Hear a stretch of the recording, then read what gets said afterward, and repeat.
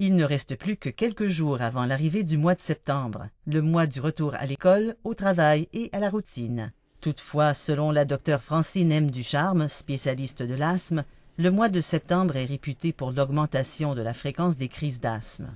Alors, au début de l'été, les gens qui ont de l'asthme ont moins de symptômes. Donc, ils ont tendance à vouloir arrêter leurs médicaments, prendre des congés de médicaments durant l'été parce qu'ils se demandent est-ce que ça vaut vraiment la peine de prendre ces médicaments-là.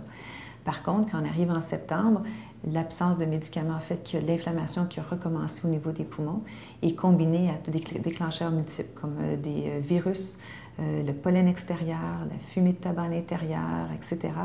Ça fait la combinaison gagnante que vous voyez, c'est-à-dire une pic de crise d'asthme en septembre. Le Canada a l'un des taux d'asthme les plus élevés au monde. Environ 3 millions de Canadiens sont affectés par cette maladie. Daniel David et son fils Matthew, qui souffrent d'asthme, se sont renseignés sur les mesures à prendre pour éviter l'impact du pic de septembre. On a réussi à contrôler l'asthme de Mathieu en suivant la médication. Puis on surveille aussi les périodes de pointe, là, où c'est plus difficile, là, la saison du pollen. Et également, là, quand il y a des gros rhumes ou des choses comme ça, là, qui viennent un petit peu affecter sa condition. Bon nombre d'enfants et d'adultes prennent moins souvent leurs médicaments lorsqu'ils se sentent bien, ce qui les rend plus vulnérables aux crises d'asthme lorsqu'ils sont exposés à des facteurs déclencheurs, surtout durant l'automne.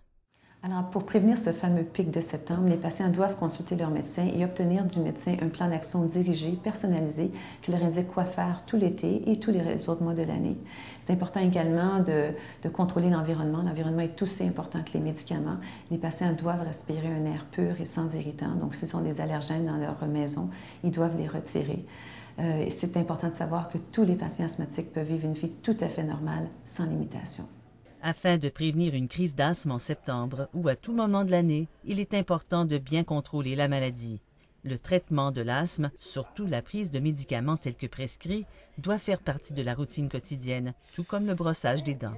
Pour en savoir davantage sur l'asthme et sur les options de traitement offertes, consultez votre médecin de famille ou visitez les sites de la Société de l'asthme du Canada ou de l'Association pulmonaire.